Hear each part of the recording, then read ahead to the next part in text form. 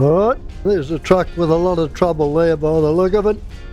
We're on our way into South Australia. This is the story of a journey, a glimpse of another time, when the land was shaped, and of three brothers and some of their mates. Uncle Clary. Yeah, what's your name again? Clarence Pollock, generally known as Snow. Larry there working away at it, undoing a bolt. Uncle Ivan. Ivan there now talking, that's John's father. And now there's the brother Ivan and Mum. Brother Ivan there on the case conversion now, and Kevin Morrow's sitting alongside of him. And my dad. Yours truly, Les Pollock, just came running to the camera there. My name is Leslie Wilfred Pollock. I was born in Dimboola on the 2nd of September 1923. This is myself here, starting up the organ. So the Pollock boys were successfully wheat farming in Western Victoria.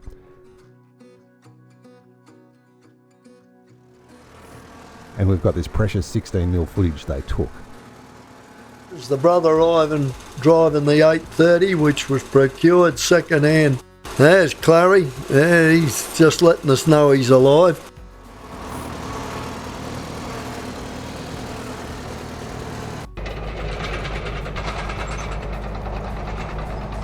Here's Clary now scooping the dim.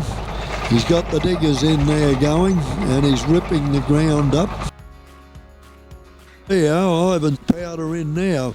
That's the worst part of that powder in. You've got to make sure the wind was blowing that away. There you are, there's the back driving cog and there's the axle that's broken.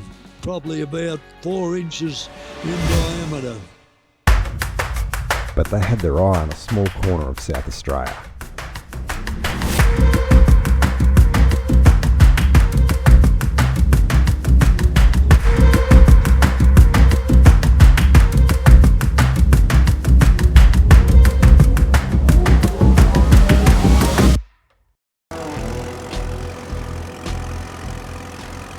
In another film, we have the story of the doubleheader, and already share a little bit of the story of the farm at Kingston. Claire, can you tell us a bit about why did you come to build this tractor? What was the reason for this? Oh, well, we came to build this tractor. We bought a scrub block, this bush block or scrub block in southeast South Australia, and we want to develop it.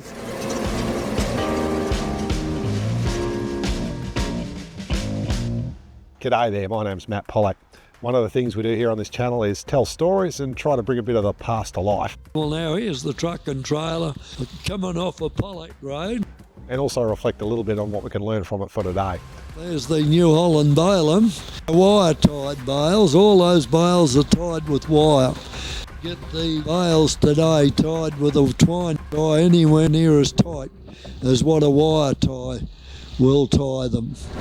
We've got several stories in the works with some more historic footage and some interviews. Would really value your support by having you press subscribe, and that way you can get notified of those too.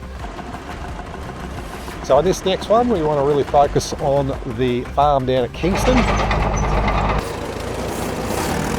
We shared some of this already in the doubleheader tractor film, but I wanted to upload the full story of how the brothers broke new ground all those years ago, using Dad's commentary, which was recorded in about 2001. And this is Clary pulling a majestic plough. And then later, an old farmer makes a return. To be only 30 acres. Those trees were there.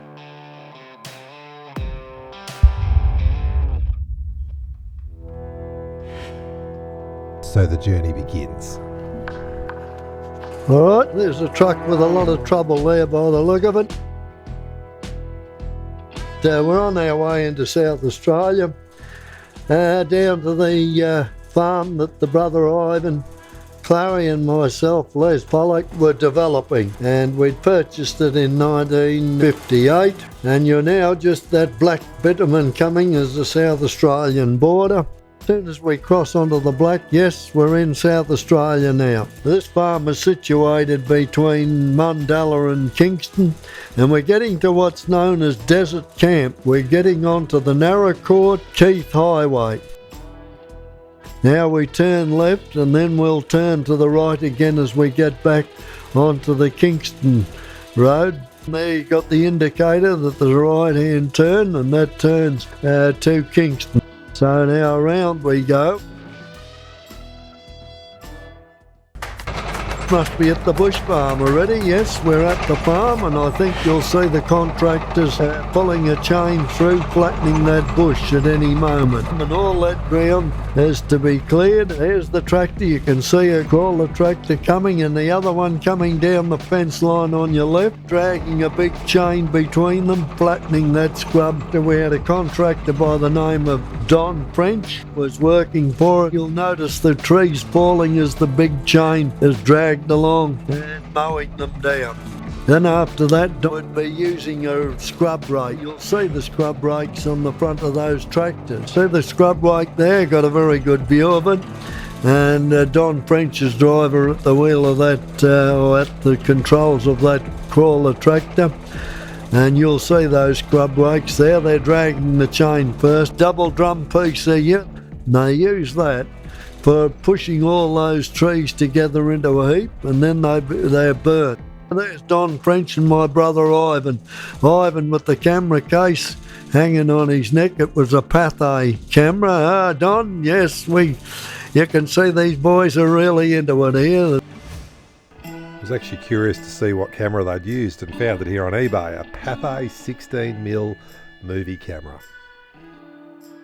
Portable tanker, and they're fueling up with fuel again. One mistake we made, we should have got them to do the whole 2,000 acre property that we had there and mow the lot down and sow it down as well, but it would have required us borrowing from a bank. That would have been the way to work on it, use someone else's money to achieve this end, because we'd have been able to service our loans, but however we did things very slowly.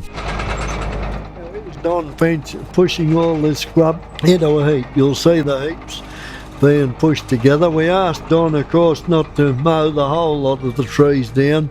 We needed shade trees, and that is borne out by the property today. Although today it wouldn't hurt some trees being taken out. The last I saw of it.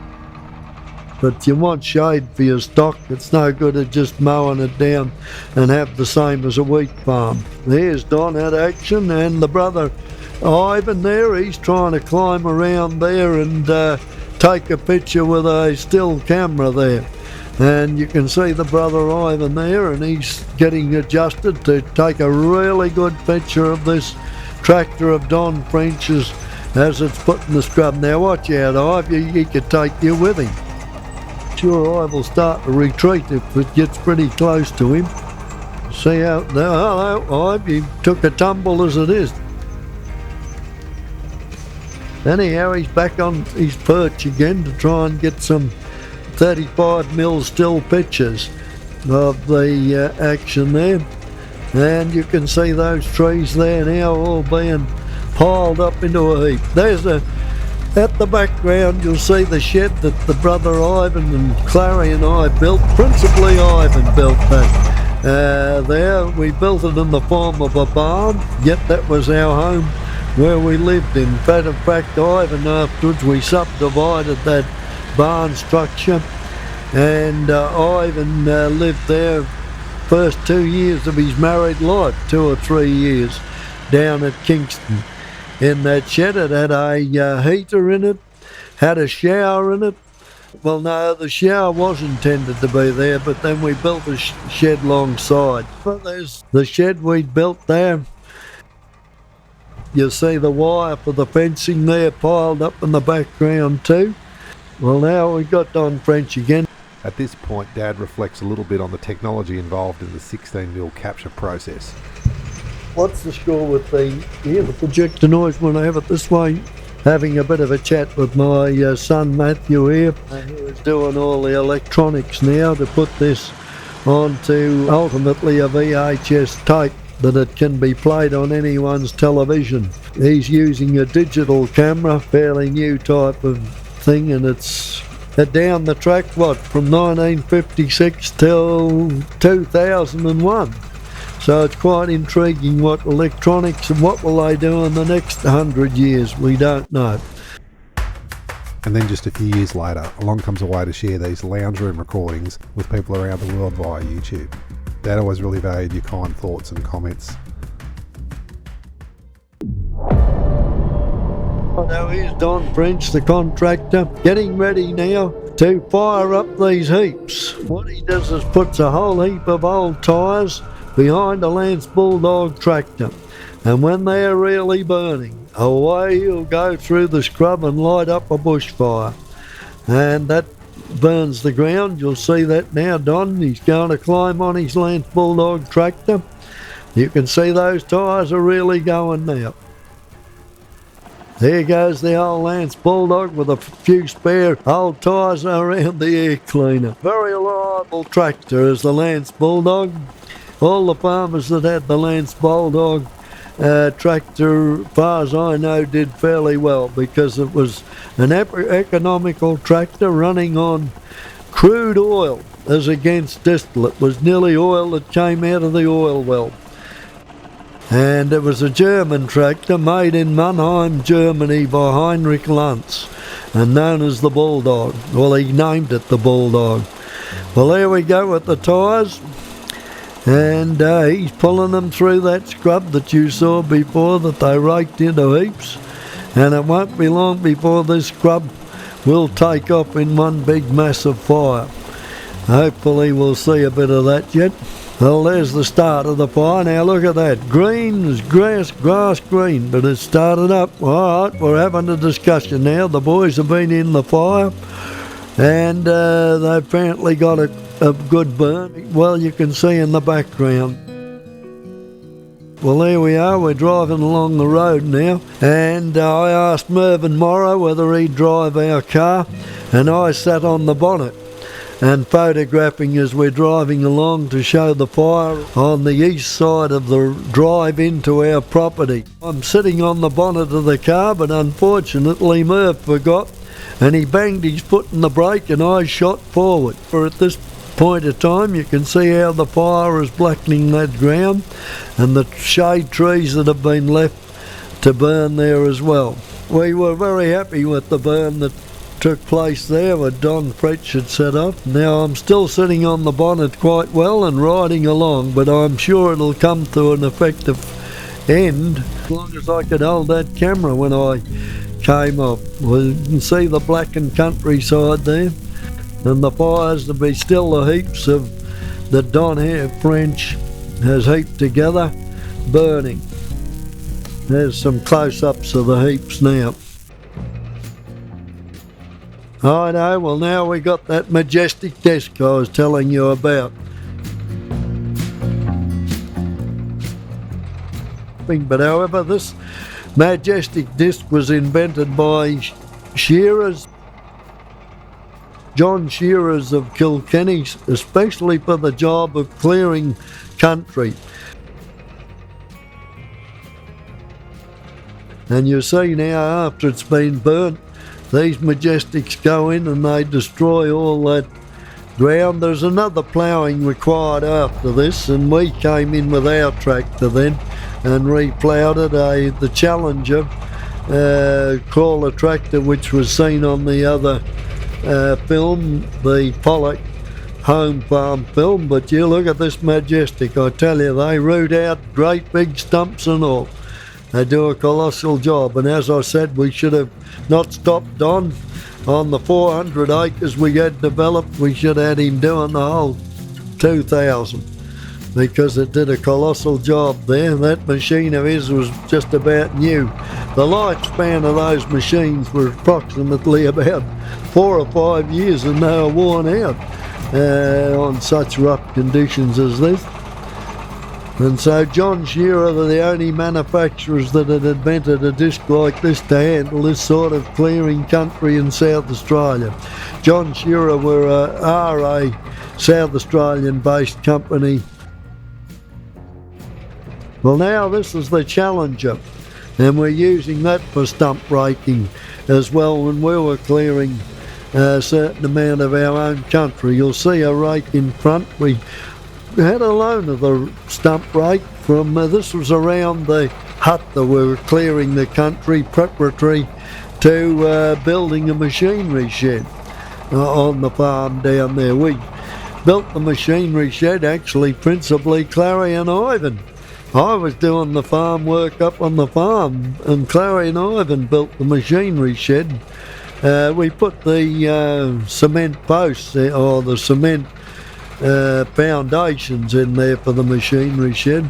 The stump rake's not on the front of this, it's just the bulldozer blade we were using for clearing there. And that's why that canopy has been built on the top of that tractor to protect the driver through those squares that the trees falling down, some that could be too big, could crush the driver. Well, now you see we're getting a fair bit nicely cleaned up there preparatory for building a machinery shed on there. In fact, that made the farm so much so that a chap afterwards wanted us to buy the farm from us in 1972 about. Very impressed with our machinery sheds.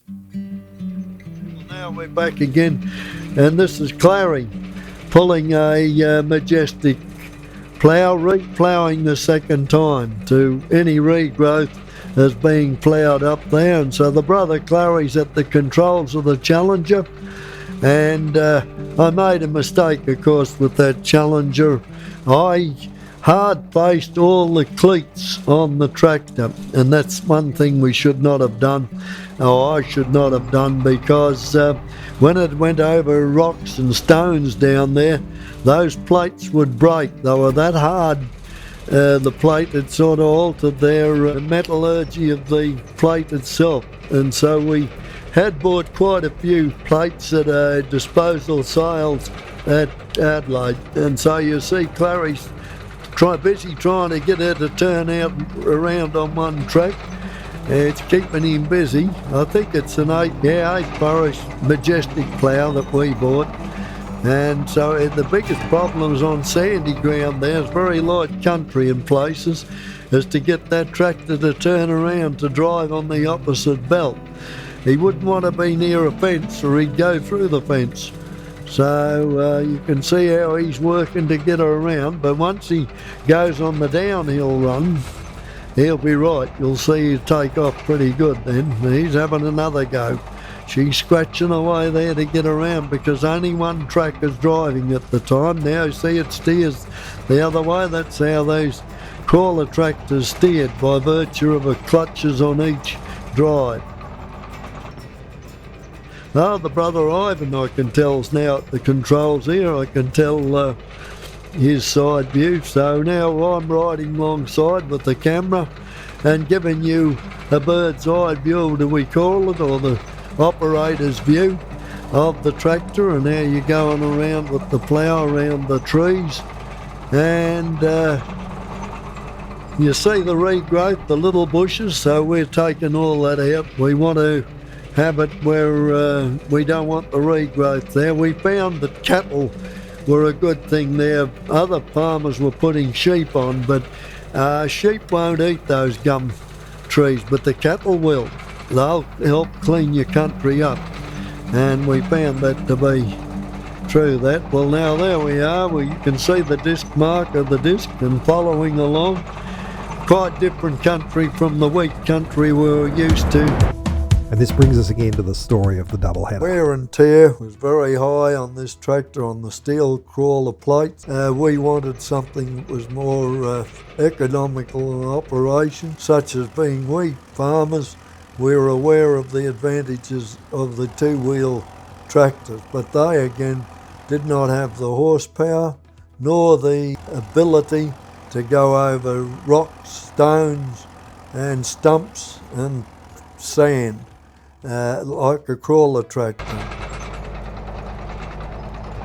So we decided we'd have a go ourselves with two L-case tractors we had of about approximately 80 horsepower each. The Pollock brothers have combined two L-case tractors together, and at the present time there's no steering for that front one, so we've got to do it by manual labour. You can see me there with the pole, and the brother Clary, he is operating the engine to get it to go back. We're trying to back it back into the workshop. Well, now the tractors are in there. Graham Swats is there welding. We've thrown the front wheels away, and there we are, the completed jobs coming out and being steered instead of someone pushing it in front. You'll notice I'm there getting ready to take the tractor out on a trial run to see whether this machine we wanted it to pull a combine down the southeast of South Australia, and lots of front wheels have been thrown away. The front tractor becomes the front wheels of the back tractor, and it's steered hydraulically. These tractors can be seen at the present time at the Warwick-Nabil Museum. It's great how they've even featured it in some of the advertising for the Easter Rally. Would love to hear in the comments if you've seen the doubleheader at the Warwick-Nabil Museum. Well, we tested them out on the bank of the dam on the farm first to see how they twist and turn and oscillate going over very uneven ground. We're just testing them out on the bank of the dam just to see whether they can handle rough conditions. So I think Clary could be at the wheel of this, the brother Clary, or it could be Graham Swats, and we'll see later on. It's not me anymore, I don't think. It looks like the brother Ivan is going to put this combination tractors, two engines going, flat out, and put them through. Taken down on the back of a 7-ton Chev motor truck, and we had to put a post of concrete in the front to keep the front wheels from going off of the ground. We transported it down to the farm, and that's where it proved its worth. So we go back to the bush farm again. So you've got this combination operating there now with a scrub rake on the back. This is cleaning the country up, and Clary's driving it again. Clary did most of the work on the bush farm, so I guess that's why he's got a certain amount of attachment to that bush farm. Those scrub rakes were quite an invention, made by Horwood Bagshaw in Mannum, South Australia, and the wheels are turning around and raking the scrub together, and then you rake the rows. You can see the rows there, and they're set fire. We fire them up.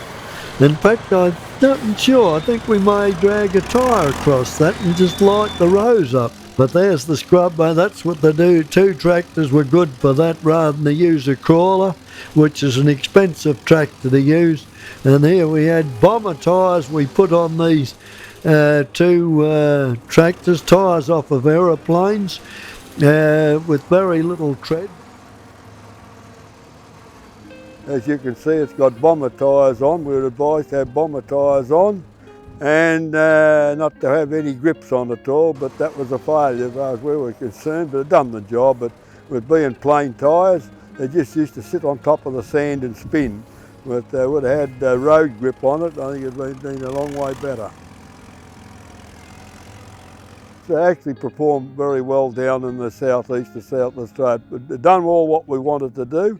I only wish we'd have done it back in the 50s there when we were double heading with the two tractors. We could have had one like this with the grips. It'd have been like a four-wheel drive tractor today, articulated tractor today, and instead of having two men on the machine, they need one man on it. So you were really happy with the way it worked? Yeah, terrific. Yeah, terrific the way it went. Both mode tractors went all right. The back one that's behind me, that's the 1932 model case, and the front one's the 1938 model. But now you see the stones in that country, and this is where that tractor operated very, very well, in that stony country. As you can see, she was winding her way through and nowhere near the noise and roughness.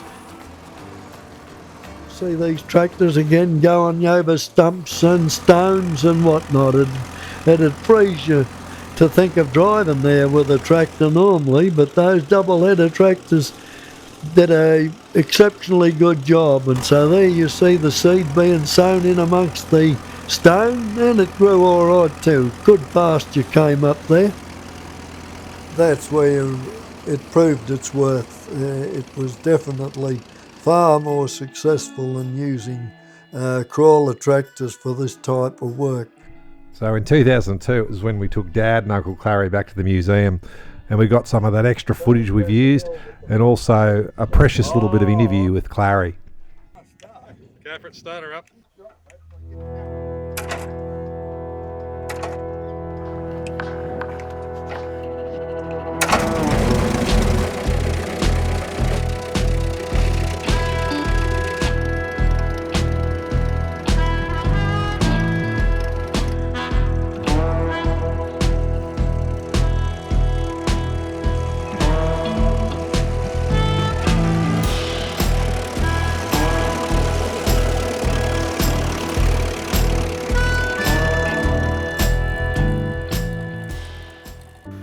With Dad in his late 90s I've got only 2 months to go and I'll be 99. and still driving tractors, we thought we'd better take the opportunity to return to Kingston. Thank you, Matthew. Wednesday the 6th of July 2022. Dad, what are we up to today? Matthew's driving us down. Elsa and I are going to show him the bush farm. So we took a drive down to Kingston, South Australia.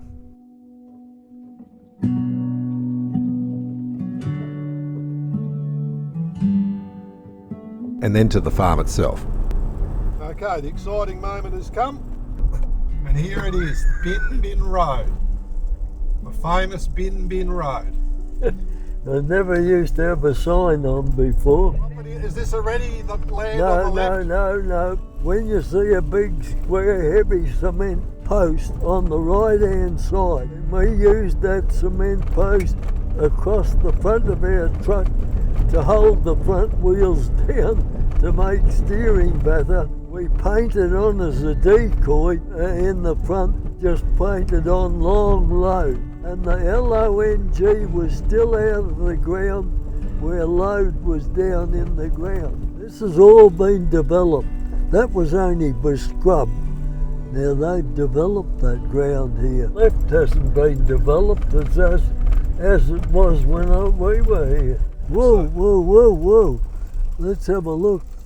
Was there a cement post back there? There's a tank. They used that for a roller to roll the scrub down. Now, is there a cement post? No cement post. Oh, we're not up there yet. Yes, these rollers are used to flatten the scrub on the right-hand side. So we kept looking for this cement post, like buried treasure from long Look for ago. this cement post. I would imagine that, and that's the division. Now, the next fence could be it. All that's been developed now since. But you look for a cement post. Is there some? Here we go. Now, is there LONG still painted on Is this? it that post? There's a post. No, the punter is the right-hand side. No, nothing on Isn't the that a right. pretty big square cement? Oh, it was cement posts that Ivan put up, and now it's all iron posts. There was a cement post in the corner there. On the right-hand side? No, on the left-hand side. There was Oh, there used to be only 30 acres. Those trees were there, but this here has been left to go back So to... that's the bush farm. That is Yeah, the bush yeah. farm. There's cement there. And here we are, cement post. Yeah, that's the property. And see the pile of old cement? So Yeah, that could have been from your They time. must have pulled the... What would go wrong with the cement post? It internally would rust, and that jiggered them up. Turns out there'd been a fire, and that's what had destroyed the posts. But maybe it's still out there somewhere, waiting to be discovered. Just a leftover cement post. Don't drive into the water here. It's all right. That won't worry, you won't get bogged. See, unfortunately, we said to Don French Clearing, leave a bit of bush for shelter for the cattle. Yeah. There was no need because of the regrowth. Look at it. This was all bush on the right-hand side. Look at the feed that's there. Now you'll be getting close. Here's the entrance to the place. Finally found it. What do they call it? Bin Station. Huh? The name is P.H. Clark. Was this your road going Yeah, up here too? yeah, we made it this track up. Ivan and Clary principally built that machinery shed. Well, that one's still there. Yeah, they painted it. Ah, okay, yeah. Yeah. So that's still from your time. That's right, they built that shed. Pictures of them building it. Here's the original footage of the shed and the Chev truck coming out.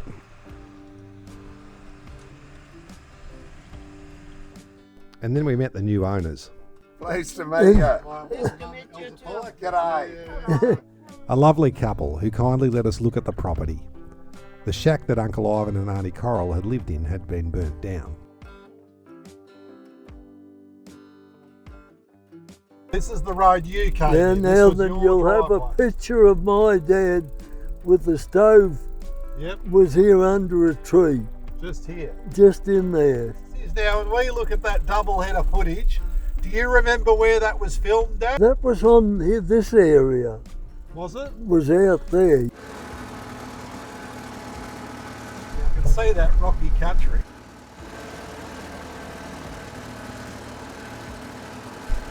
Now then, coming up this hill here is where you finish the film off, that you see the back end of the combine.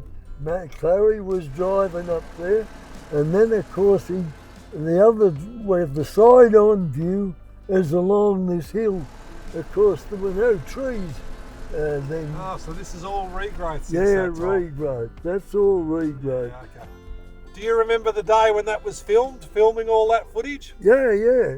I took it. Yeah, okay. I Up was down in- standing on the hill back further. You'll see that sort of country's at the back, but it's not cleared like it is there. okay. That was all scrub, low scrub. All right. What's it feel like to be back here at the Kingston farm? Well, with quite a bit of nostalgia. So do you look back though proudly to that time when you helped, settle this land essentially, or clear this land? Right, I've got agreed with my mother, and that she said we should have kept buying wheat country rather than to develop ground here. Bought it for $12 and sold it for $50. My brother Clary, he said he enjoyed being down here on the farm, my younger brother. And you got the memory of the double header tractor too, right? That's Being able to right, achieve yeah. that. So Yeah, so yes, it's a time of reminiscing, but you can always, with hindsight, there's a wonderful advantage that you can see what you should have done and should not have done. I have some misgivings. My mother wasn't too happy about us purchasing this bush farm. It was just all bush in South Australia. Yet the brother Clary discussing it here the other day about 2000, at the turn of the century. He said, I'm quite happy, he said, because that was most enjoyable, developing that farm, and what is life, he says, doing something that was interesting. So I think he got a point. What was the use of being a multi-millionaire?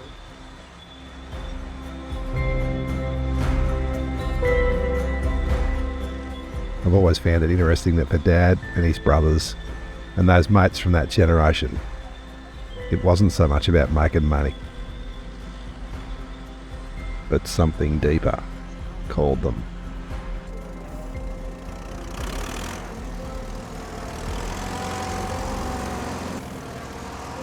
I thank God for the legacy they've left us.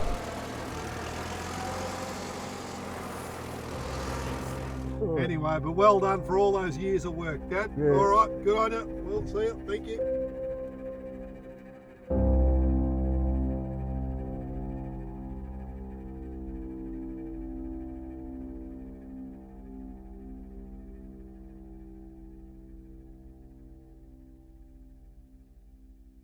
Right, thank you, Matt. Good.